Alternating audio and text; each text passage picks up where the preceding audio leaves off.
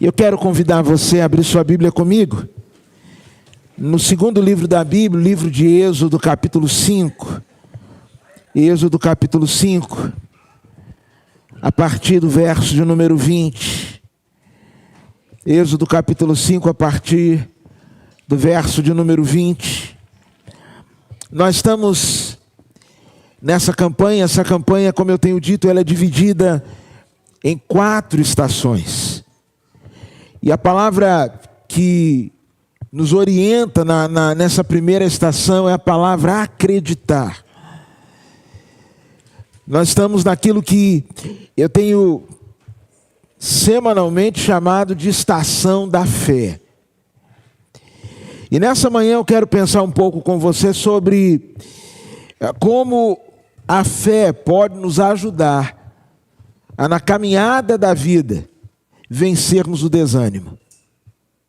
Um certo filósofo contemporâneo escreve um livro intitulado A Sociedade do Cansaço. E é interessante que no livro dele ele diz que na época em que nós deveríamos estar menos cansados, ou teríamos mais condições para estarmos descansados, talvez seja a época em que nós mais nos sentimos cansados. Ele vai dizer assim, por exemplo, hoje a gente tem controle remoto. Você sentado no sofá, você muda tudo. Há um tempo atrás, você era o controle remoto. Quem aqui foi o controle remoto em casa? Levanta a mão aí, por favor. Ó. Você era o controle remoto. Ou o pai falava assim, menino, vai lá trocar. Ou a esposa dizia assim, amor, troca. Ou você mesmo levantava e tinha que trocar. Vidro elétrico no carro. Você ia muito bem andando. Sol de rachar. Do nada o tempo fechava. Caía a chuva. Aí o que você tinha que fazer? Já ia para a musculação, já ia fechando. E você fechava, não tinha ar-condicionado, o que acontecia? Aí embaçava. Além de fechar, você ainda pegava a flanela e passava nos vidros, para o motorista continuar enxergando. Você lavava a roupa no tanque. Gastava um tempo lá. Onde você vai, colocou na máquina. Ou seja, para falar com um parente distante, você escrevia uma carta. Eu não sei se você já percebeu, nós estamos tão desacostumados a escrever. Quando a gente tem que escrever uma lauda, a mão dói. A gente só digita.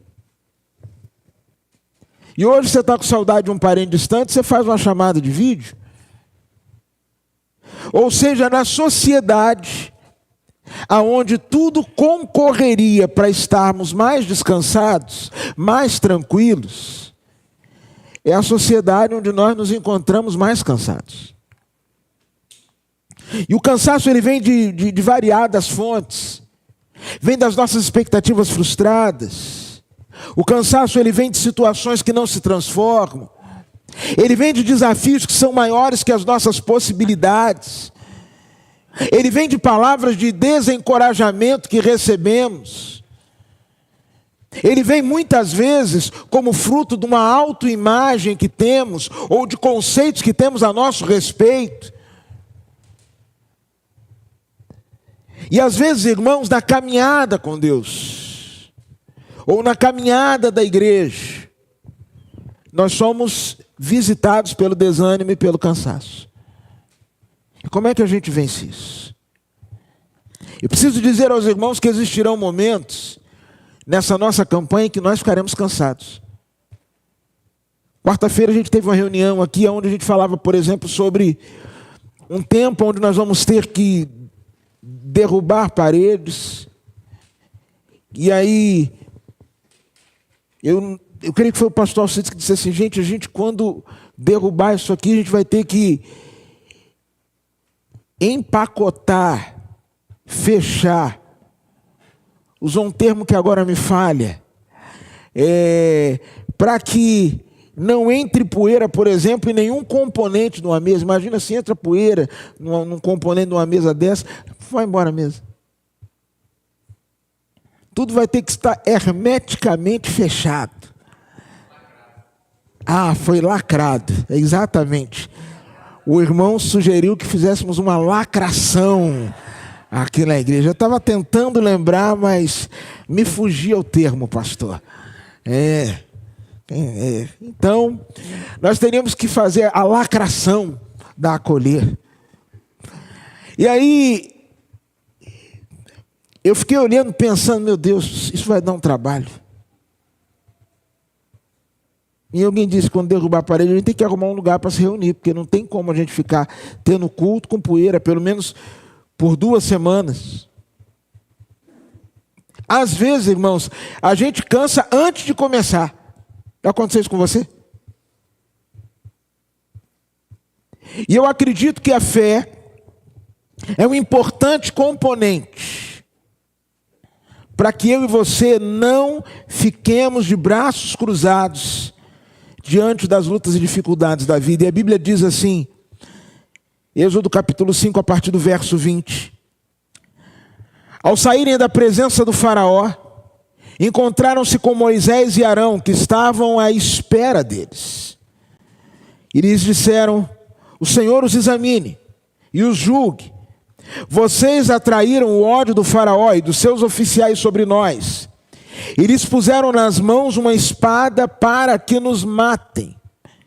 Moisés voltou-se para o Senhor e perguntou, Senhor, por que maltrataste este povo? Afinal, por que me enviaste? Desde que me dirigi ao faraó para falar em teu nome, ele tem maltratado este povo, e tu, de modo algum, libertaste o teu povo. Então o Senhor disse a Moisés, agora você verá o que farei ao faraó. Pela minha mão poderosa ele os deixará ir, pela minha mão poderosa ele os expulsará do país dele. Deus disse ainda a Moisés, leia comigo essa última frase, eu sou o Senhor. Você pode ler essa última expressão comigo? Eu sou o Senhor. Obrigado a Deus pela tua palavra. Pedimos-te que por tua bondade e misericórdia o Senhor fale conosco. Em nome de Jesus. Amém.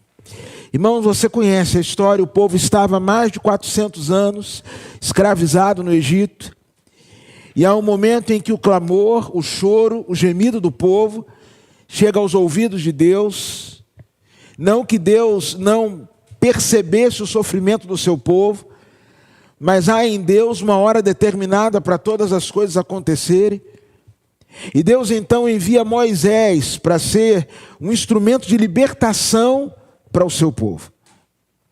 A palavra de Deus vai nos dizer que Moisés se apresenta a Faraó, e diz a palavra de Deus que ele fala com Faraó, olha, eu estou aqui em nome do Deus Todo-Poderoso, Deus Criador dos céus e da terra, o Deus dos hebreus. E ele ordenou que você libertasse o seu povo, para que o seu povo pudesse adorá-lo no deserto. A palavra de Deus vai nos dizer que Faraó endurece, não permite que o povo saia. E talvez esse momento é o momento mais frustrante do início de caminhada de Moisés. Porque ele não queria estar envolvido nessa missão. Ele não queria estar envolvido nesse projeto. E agora ele, como ele mesmo diz no verso de número 23, ele fala assim, Senhor, desde que eu me dirigi a Faraó em teu nome, ele tem maltratado este povo, e tu, de modo algum, libertaste o teu povo. Senhor, olha, eu fiz tudo certo. Eu cumpri aquilo que o Senhor me mandou fazer. Mas a sua parte está demorando a acontecer, ou pior, a sua parte não está acontecendo. E para piorar, a parte de Faraó, que é a parte do ódio, que é a parte da vingança, que é a parte que tem cheiro de morte, está se levantando cada vez mais forte a cada dia. Nós vamos encontrar aqui um Moisés profundamente desanimado. Um Moisés cansado. E eu quero dizer a vocês que esse cansaço de Moisés, ele tem pelo menos 3 fontes. 3 fontes que, se nós não tratarmos delas, nós na caminhada também nos desanimaremos. E essas 3 fontes estão profundamente conectadas à nossa caminhada de fé. Bem, vamos então à primeira fonte. A primeira fonte de desânimo de Moisés. A palavra de Deus vai nos dizer, no verso de número 21, que quando os capatazes israelitas foram a Faraó e saem da presença dele, se encontram com Moisés e Arão, diz-nos a palavra de Deus que eles disseram assim: vocês atraíram o ódio do Faraó e dos seus conselheiros sobre nós e lhes puseram nas mãos uma espada para que nos matem. A primeira fonte de desânimo é quando eu passo a me esquecer, a subestimar o que o Senhor já me falou e passo a superestimar o que outras pessoas estão dizendo. Lá no início da missão, se você olhar comigo no capítulo 3 de Êxodo, no verso de número 19, o Senhor tinha dito algo a Moisés. Êxodo 3,19, o Senhor disse assim: eu sei que o rei do Egito não os deixará sair.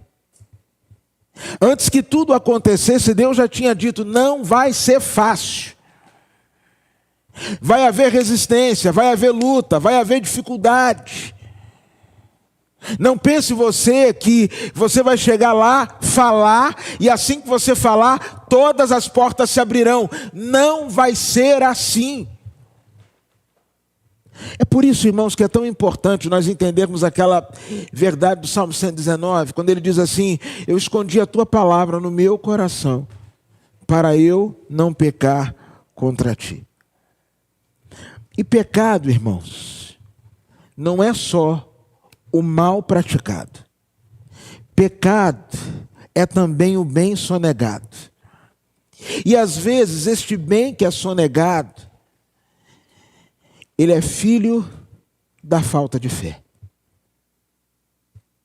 Eu não creio que Deus vai fazer tudo aquilo que Ele disse que iria fazer. Eu não creio que Deus vai cumprir tudo aquilo que Ele disse que iria cumprir. E eu começo então a ouvir tantas vozes que o desânimo bate no meu coração. Eu não sei quem aqui lembra que nos parques de diversão antigos tinha um negócio chamado trem fantasma, lembra disso? Hoje o trem fantasma tem inúmeras modalidades. Uma delas é você sair para fazer compra. Irmãos, fala sério.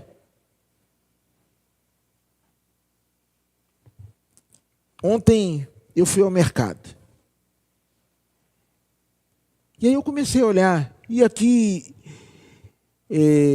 por favor, não estou fazendo... A gente hoje tem que falar e tem que explicar as coisas para não dar problema depois. Eu não estou fazendo nenhuma crítica a nenhum modelo econômico. Não estou falando só que a vida está cara. Pronto. E eu fui no mercado. E pega uma coisa, e pega outra, e pega uma, pega outra. E você chega no caixa. E a menina do caixa, eu acho que rola ali uma relação, que ela passava sorrindo. Acho que ela é meio sádica, sabe? Ela gosta de ver pessoas sofrendo. Ela vai levar esse? E vai levar esse também? Eu falei, gente, essa menina é estranha. esquisita. E foi passando, e os números aumentando. Tem hora que vai unidade, vira dezena, e que vira centena. Eu falo, Senhor, não deixa chegar em milhar, porque se chegar vai ficar. E aí você enche o carrinho, e que não é o carrão, é o carrinho. Eu não pego o carrão, pego o carrinho. E quando eu estava guardando as coisas no carro, eu confesso aos irmãos, o meu primeiro ímpeto foi de virar para a Érica e falar assim, eu não sei se eu sou pobre ou se está tudo caro. Mas se eu fizesse essa pergunta, ela responderia com muita facilidade. Mas por trás dessa pergunta havia um sentimento, sabe o quê? De murmuração. E não um sentimento de gratidão, porque a casa estava abastecida. Irmãos, deixe eles fazer uma pergunta. Na sua vida, o que chega primeiro, a gratidão ou a murmuração? Quando você vê os seus meninos, e tem uma fase que menino come até pedra.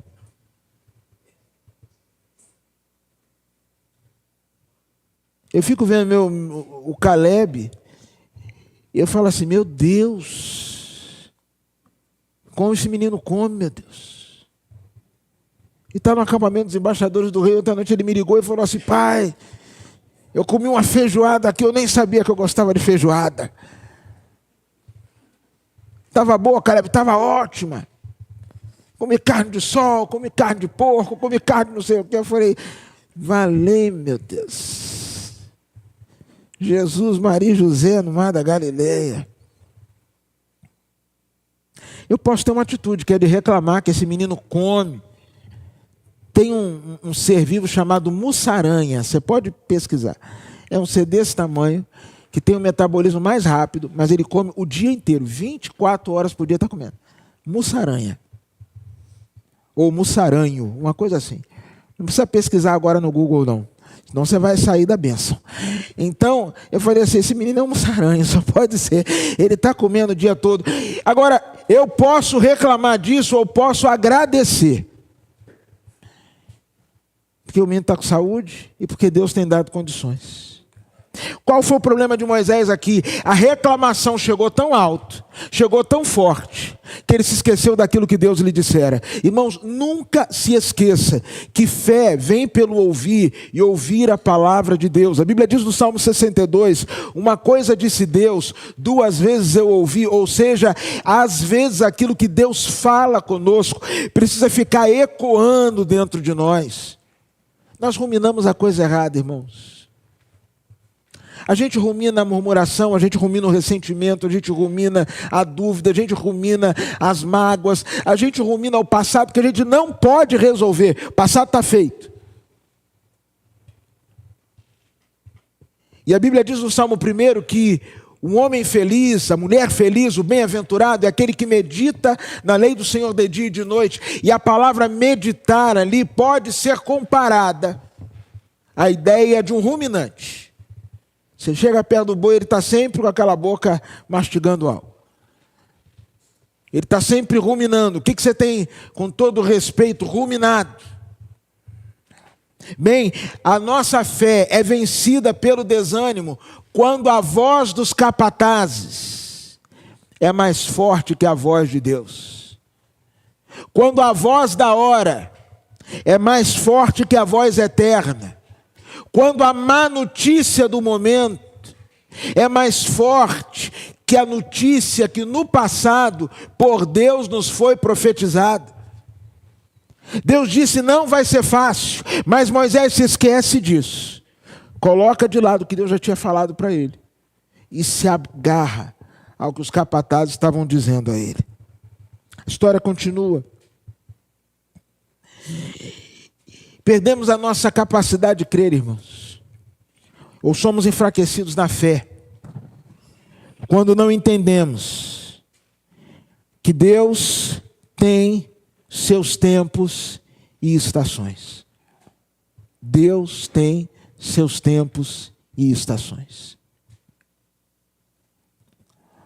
Moisés vai dizer: até agora o Senhor não fez nada, o Senhor de modo algum libertou o seu povo. E no verso 1 do capítulo 6, Deus diz: agora você verá o que farei ao faraó. Irmãos, eu não entendo, porque às vezes Deus não faz a coisa na hora que a gente quer. Mas eu aceito. Quando você confia no caráter de Deus, você pode não entender o que Ele está fazendo, mas você vai confiar em quem está fazendo.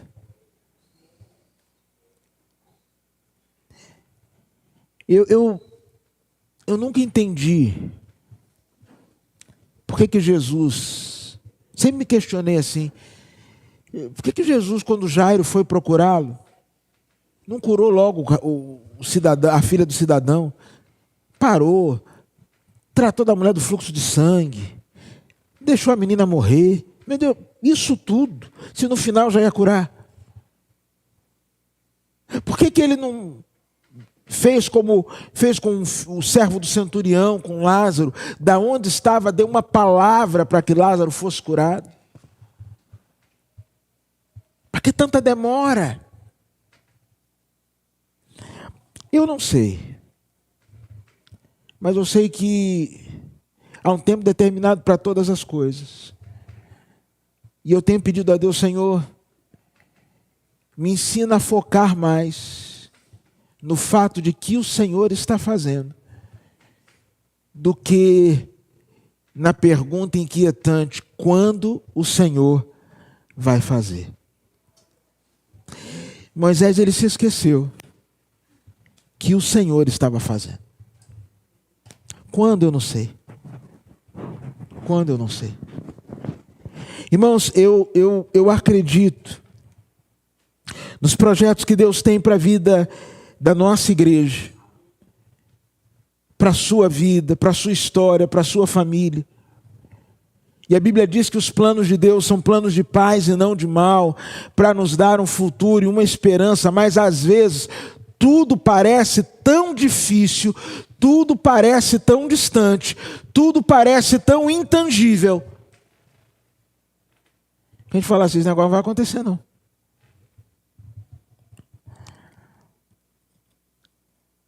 E aí Deus hoje quer lembrar a você que há um tempo onde Ele vai agir.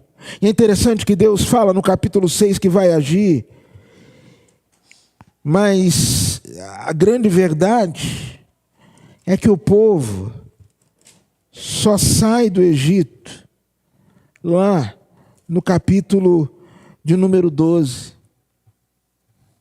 Eu não sei quantos dias e quantas noites se passaram até que o povo saísse, mas uma coisa eu sei: o Deus que prometeu que eles sairiam, cumpriu a promessa e os tirou de lá. Irmãos, eu não sei quanto tempo algumas coisas na minha vida vão demorar a acontecer. Eu não sei quanto tempo na sua vida algumas coisas vão demorar a acontecer. Eu não sei quanto tempo nesta campanha algumas coisas vão levar para acontecer. Nós temos o nosso cronograma. E nós vamos trabalhar em cima dele, porque trabalhar sem data, sem meta é fantasia. Mas nós sabemos que aquilo que nós estamos projetando para janeiro, Deus pode nos entregar em novembro, em outubro. E se Ele fizer isso, louvado seja o nome do Senhor. Mas se Ele nos entregar em fevereiro, em março, louvado seja o nome do Senhor. Porque o tempo não é nosso, o tempo é dele. Mas há uma terceira coisa que alimenta a nossa fé e que nós não podemos esquecer. Perceba o que diz o Senhor no verso de número 2. E disse Deus ainda a Moisés: eu sou o Senhor. Irmãos, palavra final sempre vem de Deus. Palavra final sempre vem de Deus. Quando a Bíblia diz eu sou o Senhor, aqui não é pronome de tratamento. Aqui não é Deus dizendo que deveria ser tratado com respeito. Mas você sabe que o faraó, ele era considerado uma divindade. O faraó era um deus. E Deus não queria só tirar, como alguém já disse, o povo do Egito. Deus precisava tirar o Egito de dentro do povo. Quando você para estudar as pragas que foram ao Egito, você vai perceber que cada uma daquelas pragas foi destronando uma divindade egípcia. Todas elas estavam ligadas a algum tipo de divindade egípcia. Como se o Deus de Israel estivesse dizendo assim: olha, esses deuses a quem vocês adoram não são os verdadeiros deuses. Não é o verdadeiro Deus. Deus vai destronando essas divindades. E vai declarando assim: olha, eu sou o Senhor. Não é o faraó. Não são as circunstâncias. Não é a economia. Não é o nosso planejamento. Eu sou o Senhor. Não são as suas expectativas. Eu sou o Senhor. Irmãos, nós precisamos entender que o olhar precisa estar em todo o tempo direcionado para o alto. Porque se o olhar não estiver direcionado para o alto, nós vamos fracassar. Durante toda essa campanha, mas não só durante toda essa campanha, durante toda a nossa vida, que o meu olhar, que o seu olhar, que a nossa atenção esteja voltada para o alto, entendendo que Ele é o Senhor. Vamos pedir ao Senhor que fortaleça a nossa fé. Vamos orar a Deus, pedindo ao Senhor que tenhamos uma fé que vença o desânimo. Como é essa fé? Quando não nos esquecemos daquilo que o Senhor já nos falou. Quando entendemos os tempos e estações. Quando entendemos que Ele é Senhor. Não fugiu do controle dEle. Não fugiu do controle dEle. Ele ainda está no controle de todas as coisas, inclusive dessas que já escaparam por entre os seus dedos.